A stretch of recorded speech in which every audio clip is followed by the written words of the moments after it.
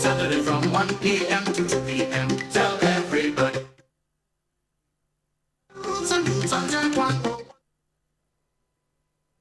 1 p.m. to 2 p.m.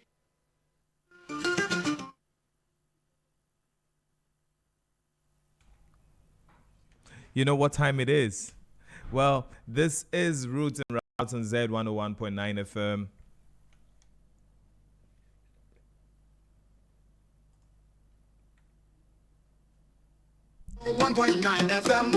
Saturday from 1 p.m. to 2 p.m. Tell everybody. Well, today's show is actually going to be very exciting. Saturday from 1 We do have a lot to talk.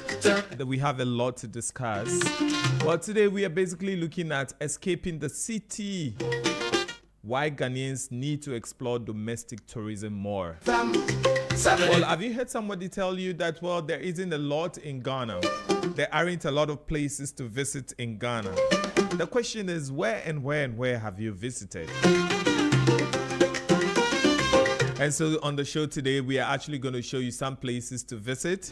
We are actually going to tell you the things you do not know about Ghana.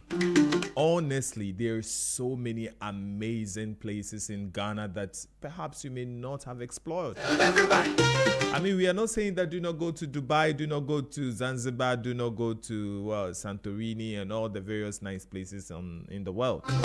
We are saying that before you embark on those touristic journey, before you experience all those beautiful destinations around the world, try as much as possible to know your own country. 1 p.m. to 2 p.m. Tell everybody, tell everybody. Saturday from 1 p.m. to 2 p.m. Tell everybody, tell everybody. So are you an entrepreneur?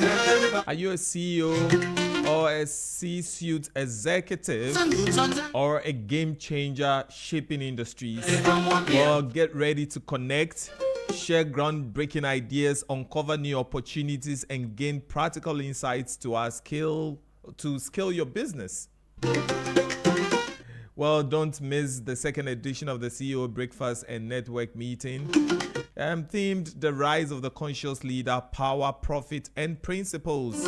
Saturday from 1. This is actually a very powerful transformative event exploring the balance between influence, profitability, and principled leadership. The whole idea is to equip you to become, very impactful in the areas in which you find yourself, and also develop some strong level of integrity. There are some exciting raffles and draws with irresistible prizes, complimentary books and speakers. Also, we shall have some exclusive networking with CEOs, industry leaders, and many more. Well, this event is slated for Thursday, 2nd October 2025, and the time is 7 p.m. to 7 a.m. to 12:30 p.m. Well, let me take that again. The time is 7 a.m. to 12:30 p.m. and the venue is the La Palm Royal Beach Hotel, Accra. And of course, there are limited spaces available, so you have to register today to unlock or to actually lock in the early bird discount before 22nd September 2025. To register, visit ceonetworkingevent.com. Don't just attend an event, be part of a movement redefining leadership for a new era.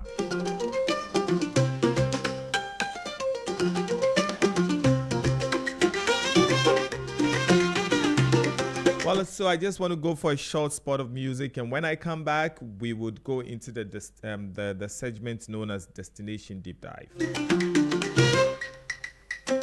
Saturday from 1 p.m. to 2 p.m. Tell everybody, tell everybody. Saturday from 1 p.m. to 2 p.m. Tell everybody. 9 FM.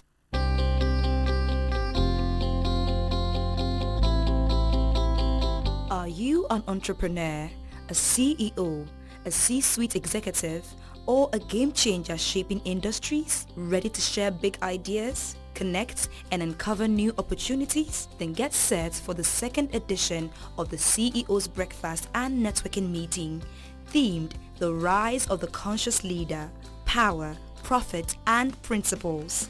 Highlights include raffles, and irresistible prizes. Complimentary books from speakers, exclusive networking with CEOs and industry leaders, interactive sessions on business growth and ethical leadership, plus a full breakfast and buffet lunch. Date: Thursday, 2nd October 2025, inside La Palm Royal Beach Hotel, Accra. Time: 7 a.m. to 12:30 p.m. Space is limited. Register today and lock in your early bird discount before 22nd September 2025 at ceonetworkingevent.com. Don't just attend an event, be part of a movement redefining leadership for a new era.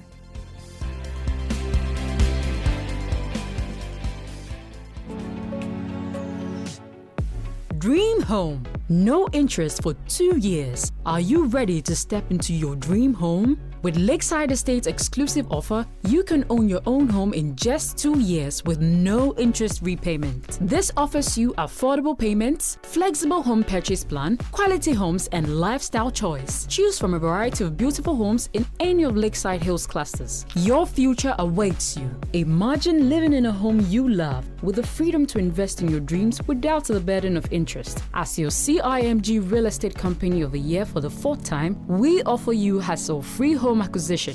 Call us today on 020-477-5040 or 020-141-8622. Don't miss out on this incredible opportunity. Call us now to learn more and schedule a tour for our available homes. T&C supplied. Make your dream a reality. Lakeside Estate. Quality homes for all. Well, you can connect with me on the show at Ni Ayi Solomon on Instagram. No, actually on Facebook. Ni Ayi Solomon. You can also connect with me on X at Papa Ni. The Papa is PAPAHNII. Or you can also connect with me on Instagram at Ni Soul NII. When the song is good, well, you just put it on repeat. And so today on our destination deep dive, we are basically looking at Aburi Botanic Gardens, situated in Aburi in the Equapim Hills of the eastern region of Ghana, about 30 kilometers, which is about 45 minutes to 1 hour drive from Accra. Elevated at around 370 meters above sea level, which gives it a cool, refreshing climate compared to the bustle and hustle in the city of Accra. I'm trying to focus. Now, the Botanic Gardens was established in 1980 by the British colonial government, originally created as a sanatorium for recovering colonial officials thanks to its cool mountain climate. Later, it was converted into a botanical research garden to experiment with tropical plants such as cocoa, rubber, coffee, some of which became key exports to Ghana. My pajamas, top of the morning matter. Currently, the park is managed by the Department of Parks and Gardens. To talk of the morning matter. Well, these are some of the key features when you get to the Aburi Botanic Gardens. There is an avenue of palms, the striking entry walk lined with the tall royal palms, one of the most photographed spots in Ghana. It also has exotic and indigenous trees. You find mahogany, silk, cotton. You also find sandalwood and also some giant strangler ficus. All will be found in the Botanic Gardens. And for those who have not visited there before, and perhaps you may have heard of the monkey pot, when you get to the Botanic Gardens, you will definitely see the monkey pot. In terms of flower beds and medicinal plants, sections devoted to ornamental plants, herbs, and native floral. You also find some old relics there. A rusted colonial era helicopter used in the 1960s now sits in some parts of the landmark as well, where a lot of people like to take photos while they are there. You do, but I don't see. You say you know what I am going. The place also features some butterflies and birds. The garden is a hot spot for biodiversity, attracting nature lovers and eco-tourists. Semi-sick delay, I carry machete. Deny, I go on the chase, no smile on my face. So if you're asking yourself what activities can I do when I get to the Botanic Gardens, for leisure and relaxation, you can actually enjoy some picnics, some strolls, and some photographs. If you're actually looking for a very wonderful, beautiful place to actually propose to that lady or gentleman, please, I would definitely recommend the Aburi Botanic Gardens. Politics, there's politicking. If you're also looking for a get-up where you just want to, get some things off your head, walk in a natural environment, please visit the Aburi Botanic Gardens. In terms of education, they have plant research, school excursions, and also environmental studies. And in terms of weddings, events, those who are looking for some very nice, exclusive places to have your weddings, concerts, and festivals, you're just about to go into our conversation shortly. And when I come back from this short spot of music, we're definitely going to get in touch with Delali Kotoka, who will join me in this conversation as we explore some of these things. Because really, there's so many people who would ask, I want to go somewhere. Where should I go? I want to visit some places. Where should I go? And I always tell them that, listen, Ghana is beautiful. There are nice places, waterfalls, mountains. One of the places I so much love is Princess Town in Cape 3 Point area. Like this town, I don't know why we haven't developed it so well, but it's actually one of the beautiful places to visit. In tourism, well, actually, it was my senior, if there is anything like that. It was like a year or two ahead of me at the university when we were studying tourism. He's also a Pay Inc. Ghana Limited, and he's a business development manager driving and delivering financial technology and products and solutions for business growth. Delali is also a certified project management professional from the PMI, and also is currently pursuing another certificate with another institution, and also a cybersecurity certification. So he is well-organized individual, and of course, there's so many things also. For people who know Kotoka very well in the tourism space, know that this is somebody who is an adventure junkie. This guy would go to like the wildest places people wouldn't go. Charlie, bro, welcome to the show. Thank you very much. Yeah. Charlie, how are you doing? It's been a while. It's been a while. I'm good. How have you been? Yeah, I'm doing well. So do you still do your whole adventure thing? If there's any like, should I say, tour guide who would lead people through, Charlie, the things this guy does, and they cross rivers, mountains, climbing, all kinds of things, discovering new places like that. Are you still involved? Yeah, I've still been involved. I've been a bit laid back, but we are working on coming back in 2026. Nice. We've been preparing the grounds. We've been getting a lot of things in place to make sure that when we come back, we are offering something that is more attractive and worth it for customers. So yeah, I can't give up adventure. Yeah, we all love the adventure. Well, but we are having this conversation today because usually you'd hear people say that, there's nothing in Ghana. You hear people say, Charlie, there isn't anything. But I'm very happy to have this conversation with you because you're one of those people who have traveled this country quite extensively in terms of tourism. When you hear people say that there isn't so much in Ghana, especially for people who want to escape the city, but they still say there's nothing in Ghana, well, what would you say to them? For me, I think we might be limited in terms of attractions, but we may not be limited in terms of ideas. Okay. And I don't know if that is clear. People say that we don't have a lot of places in Ghana.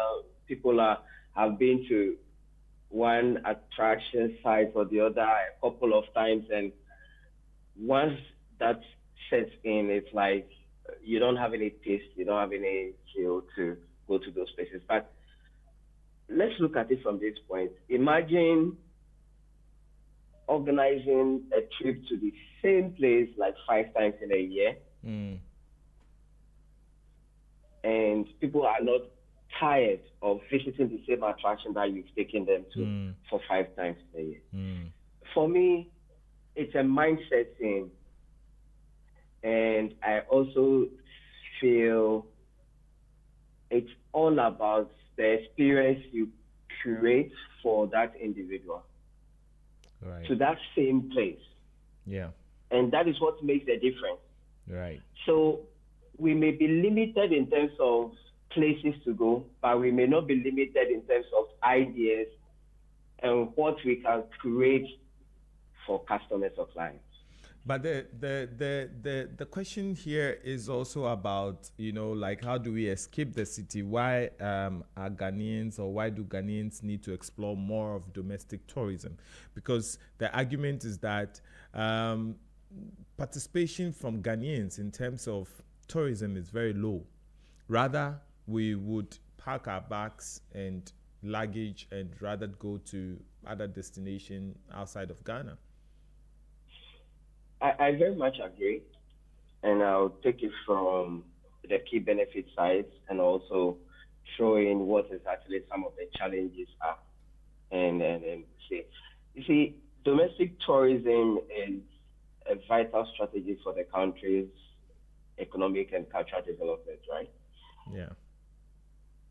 Whilst Ghana has a history of attracting international tourists, especially the initiative that came in the year of return. Yeah. A great emphasis on domestic tourism is very important for long-term sustainability for the country, and I'll tell you why. If you look at it from economics point, domestic tourism helps to diversify the economy, right, and reduce dependency on international visitors by creating jobs. Small businesses are created for artisans.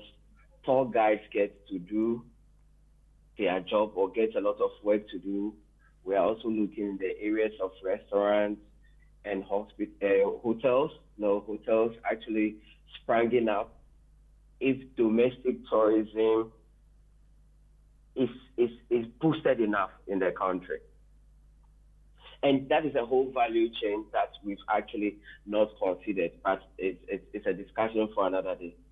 And if you look in the areas of cultural preservation and also national identity, Ghanaians should be encouraged to explore, other areas.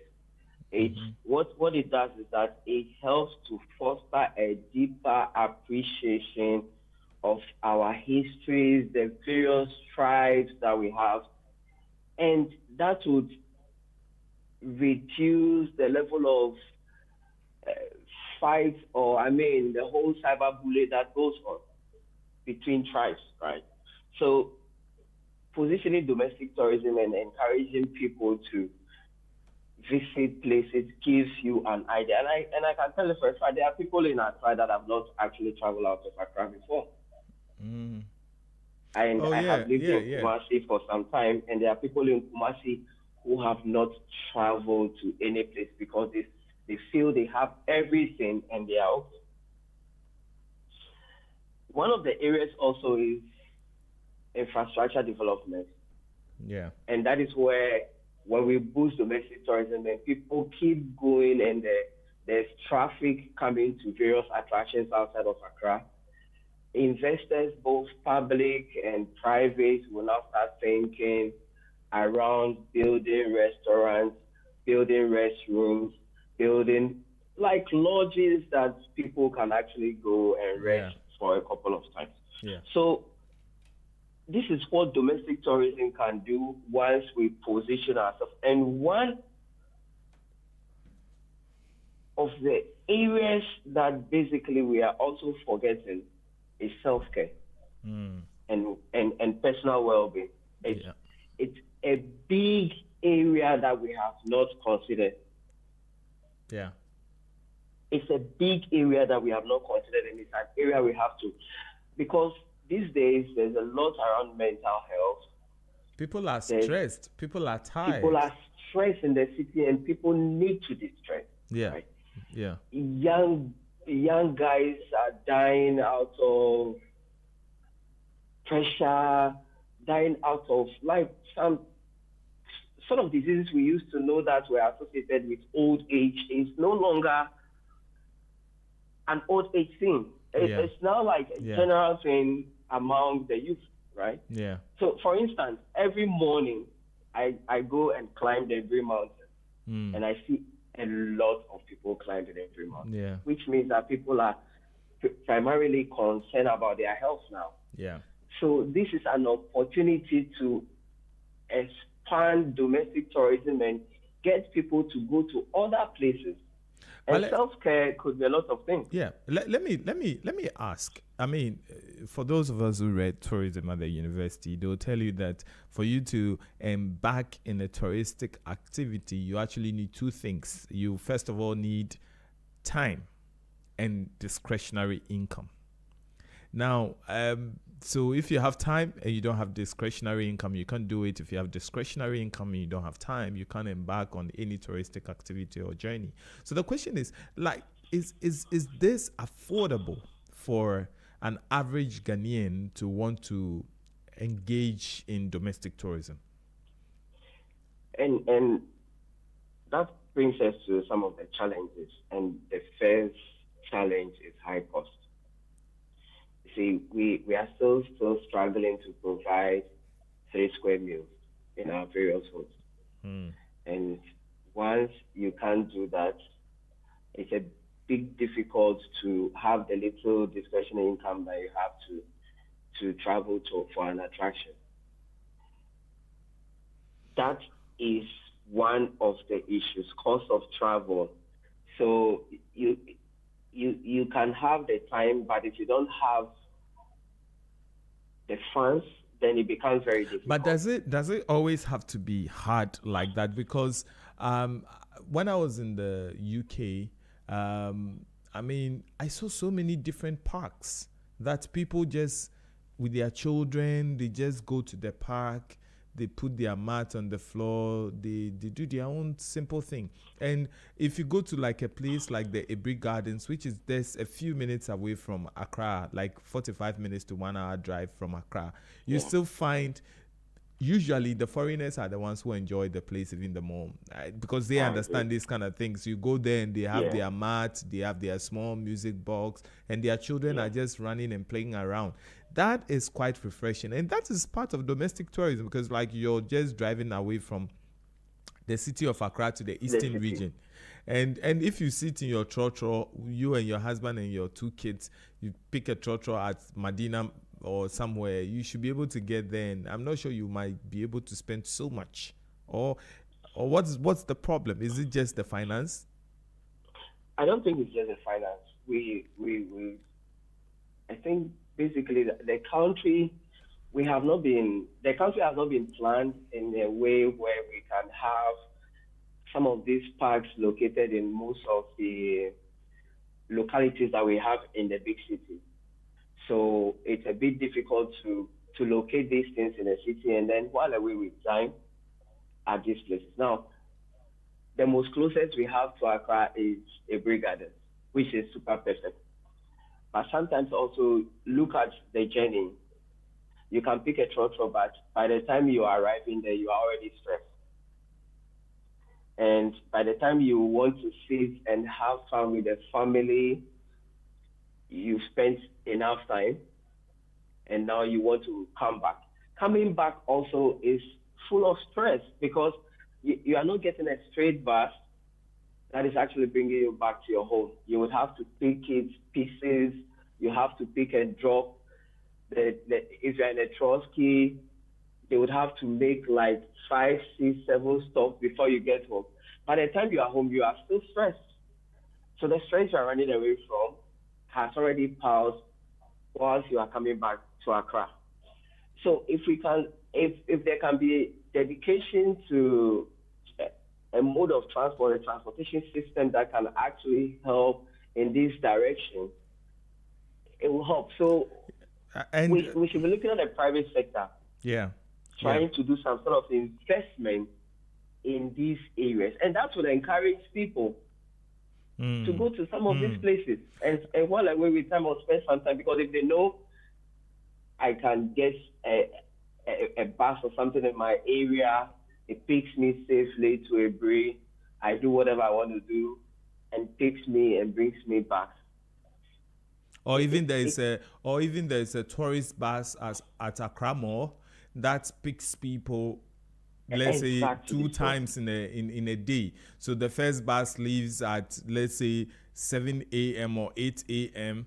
and is just going to Aburi Gardens, and then the second bus leaves at a certain time and picks people at a certain time. And this is cheap. You get there, you're able to do the tour and everything. You spend some time, and then the bus brings you back to Accra. You pay something small for it. Yes, arranged to.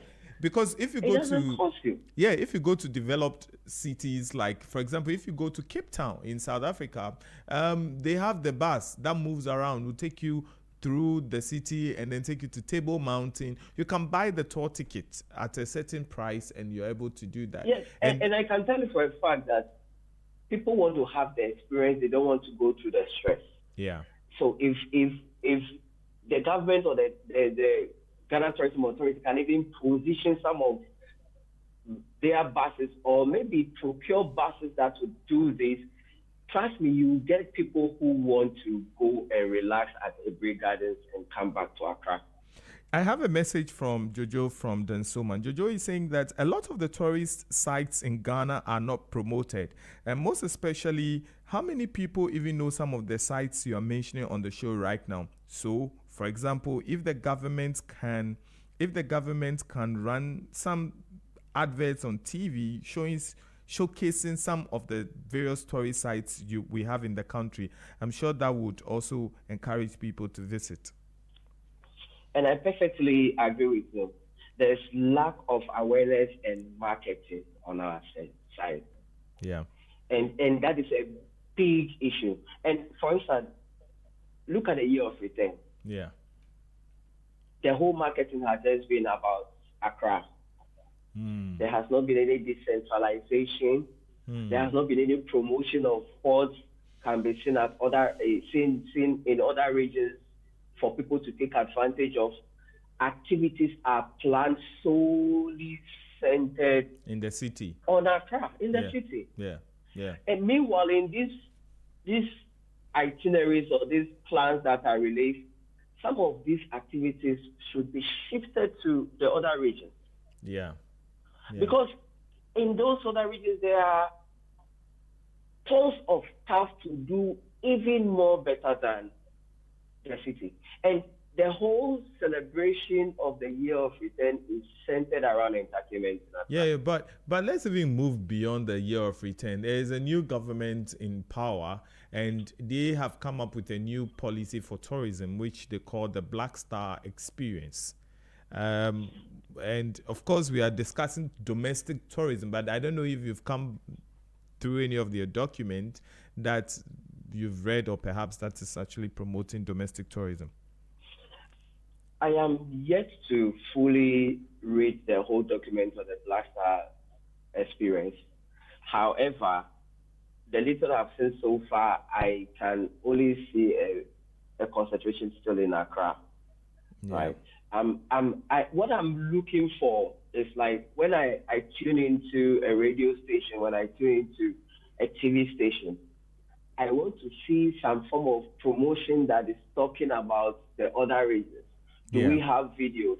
Do we have footages that are going to be showing some of it? Because strategic sensitization is what would help you sell these other destinations into the minds of the people you are targeting to come into the country. So then what can the government and private sector do to be able to promote domestic tourism? Because there's a lot of potential there. And I always say to people that, for example, when you go to a funeral in a place you don't know, let's say you've gone to a funeral in Kwewu or someplace, or you live in some other parts of the city and you have come to Accra for a funeral. I mean, you should spend some time visiting an attraction in Accra that you otherwise wouldn't have visited, if not for the trip, And that's also part of domestic tourism. So what can government and private sector do to be able to promote domestic tourism? I very much agree that government cannot do it alone, but we are expecting a deliberate policy to be built around.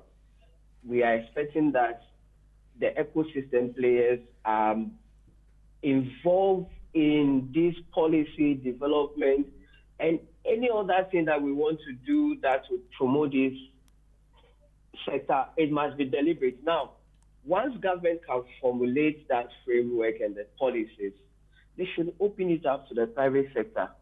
Let private sector come in, bring some proposals, look at the proposals and see what benefits is these attractions that are outside Accra are going to be getting. If you think it is worth it, let them pilot, right? We are not saying that instantly they should invest and eventually they don't see any worth of the investment and they are like putting closure to it. No. It should be deliberate and it should be one step at a time. Pilot. You pilot. If you think it cannot work, what can you do differently to make sure that it is working? So government cannot do it alone. They must involve the private sector, but it must be a deliberate effort to getting some of these awareness and marketing created of these destinations. It's a big thing. Capacity building is one of the problems, especially at the tourist sites outside Accra. Yeah.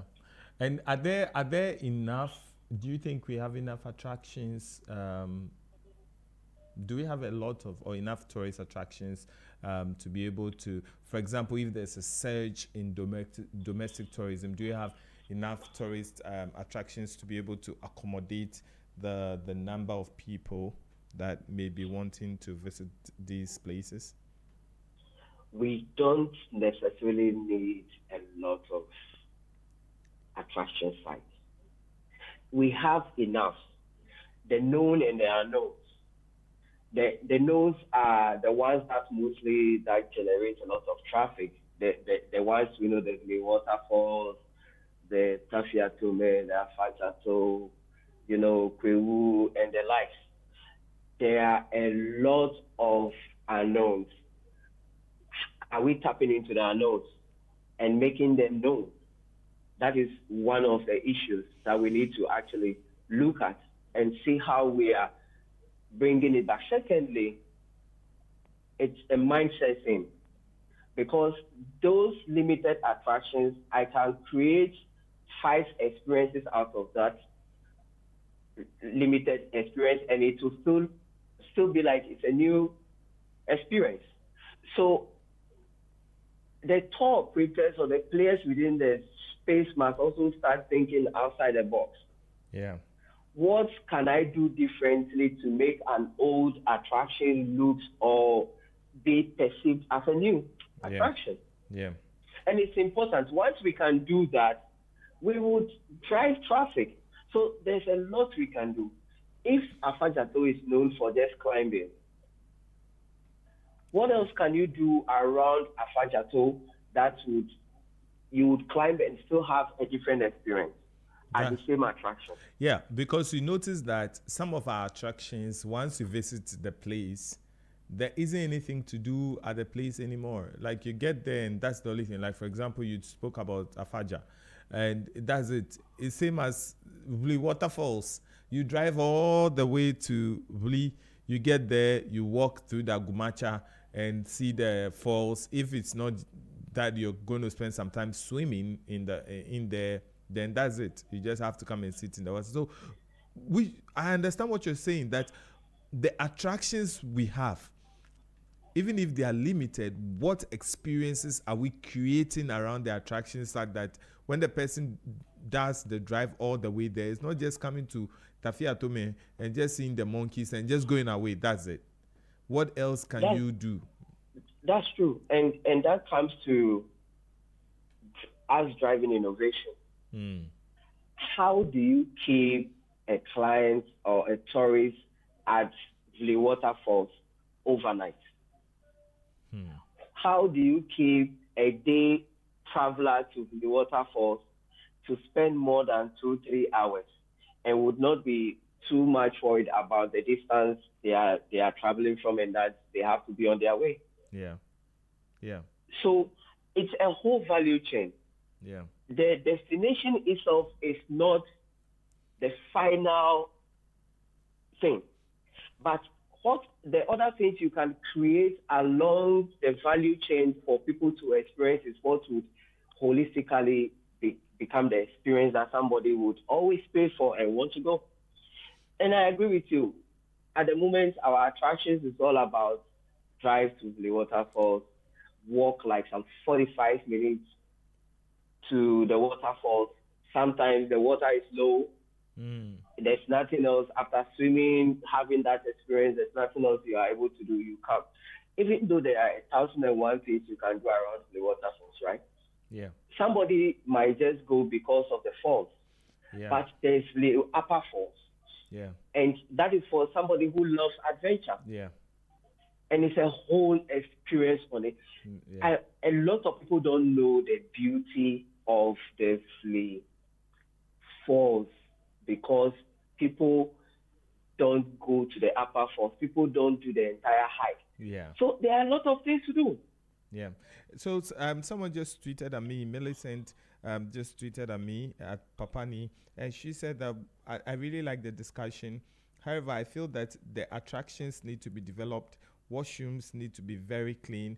I'll give you an example. I visited a cinema waterfalls, and the washroom was sitting up like on a little hill, and it was so difficult to access. So if you have old people who have come to the waterfall to see it, it is very difficult for them to use the washroom. Inadequate infrastructure is a challenge, especially washrooms. I think this washroom Places of discussion has always convenience. been big. It's a big thing. Yeah.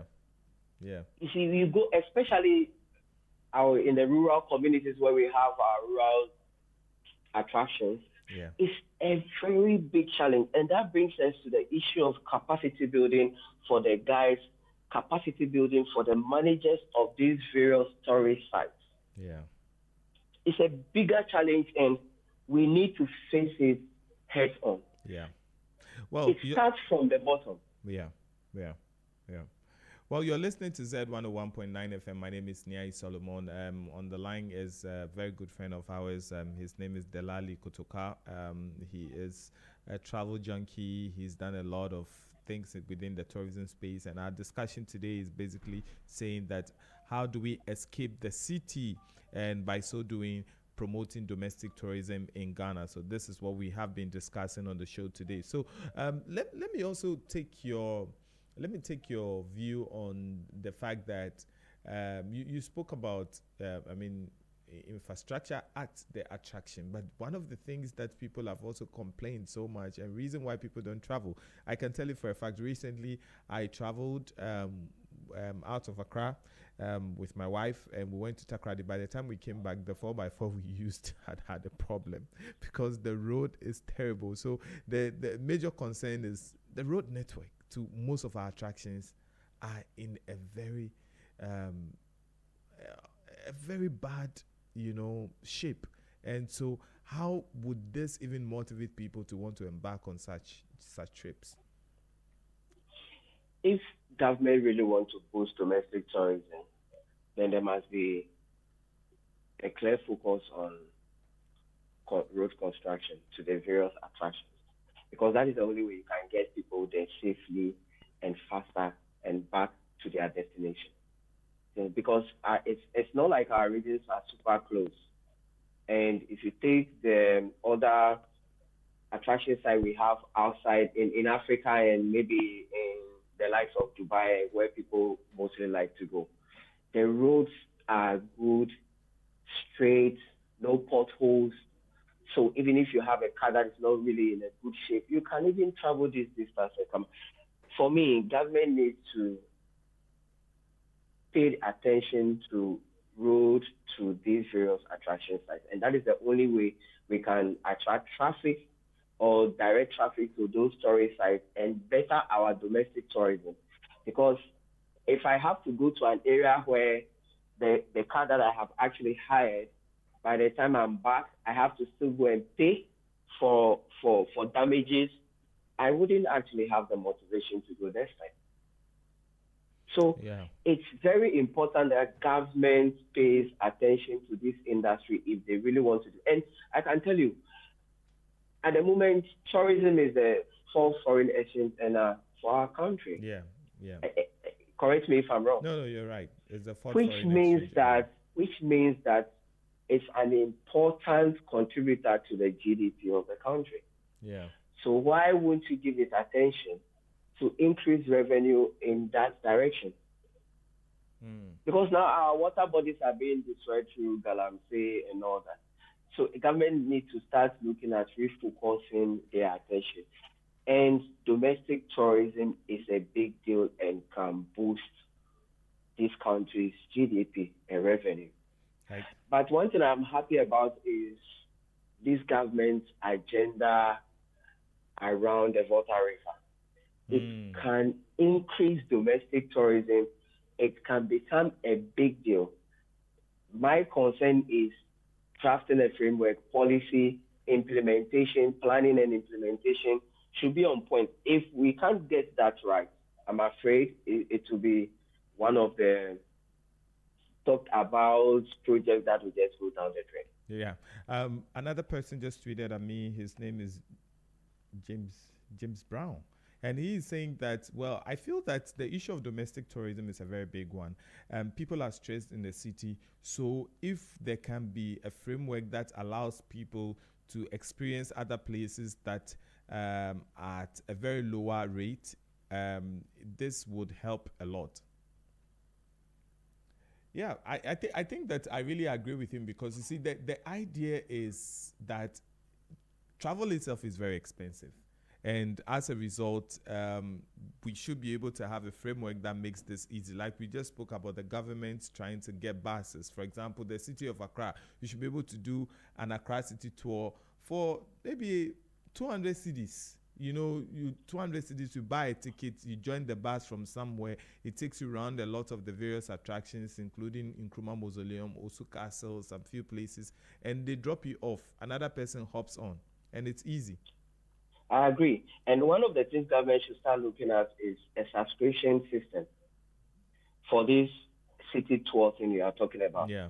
Imagine that people can pay in advance, and when I'm paying in advance, I'm getting a discount. Yeah. You get people to book for some of these tours in advance. Yeah, and if it's a government policy run by the Ghana Tourism Authority, they will make money, because they are foreigners. We all travel, and sometimes we travel on budget. So it's not every foreigner who comes to Ghana who may have the money to pay a tour operator to organize a full trip for them. But if there's a bus that is leaving Accra at 6 a.m. to Cape Coast and Elmina Castle, and is going to return to the city by 6 p.m., somebody can buy a ticket. You know, yes. And the person will just... You can buy advance tickets. Buy advance tickets, hop on the bus, go to Cape Coast Castle, Kakum National Park, return to Accra by 6, 7 p.m. They are back at home. And it's easier, because not everybody, if a tour operator puts this package together for you, you're going to pay more.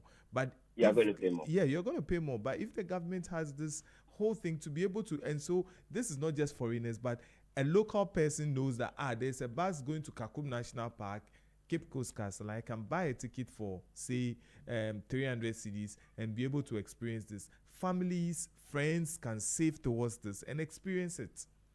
I agree. But and that should be a deliberate effort from government. Yeah.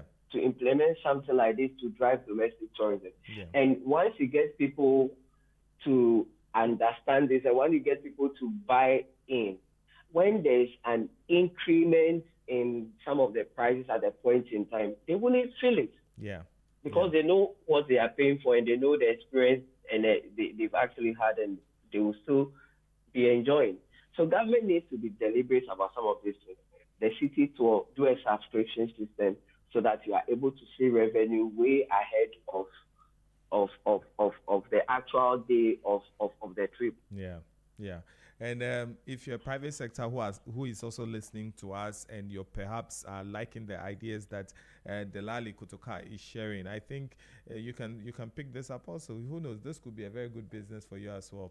Well, thank you very much, Mr. Kutoka, for joining me today. It's been such a very wonderful and insightful discussion with you this afternoon. I'm grateful. Thank you for having me. Yeah, Right. So do have a wonderful day. Well, thank you very much. And You for those too. listening to us, this is Z101.9 FM. My name is Nia Solomon, and we have been speaking to Delali Kutoka, who is a tourism expert. And, you know, like I always say, he's an adventure junkie because this guy is amazing when it comes to off the beaten track tours. And so we are just so happy to have had him on the show today. We've been discussing how do we promote domestic tourism, and how do people get out of the city to experience other things that they otherwise wouldn't have experienced. I'll go for short music, and when I come back, we'll just be wrapping up with the show. Only you. Well, thank you for joining me today. It's actually been a very wonderful afternoon. I've had such a very wonderful conversation with Delali Kotoka on what we can do to promote domestic tourism. But wherever you're listening to us from the city, I want you to know that there are very nice places in the country you can visit. There are some that you just have to plan a little bit and just take your family around. Escape from the hustle and the bustle in the city of Accra or wherever you find yourself. So this has been Roots and Routes on Z101.9 FM. My name is Nia Solomon. Thank you for doing life with me. Hopefully we shall be having another wonderful time next week, God willing. Do enjoy your afternoon and see you. Cash too. Mama, wait for the part two. I go shower you with love.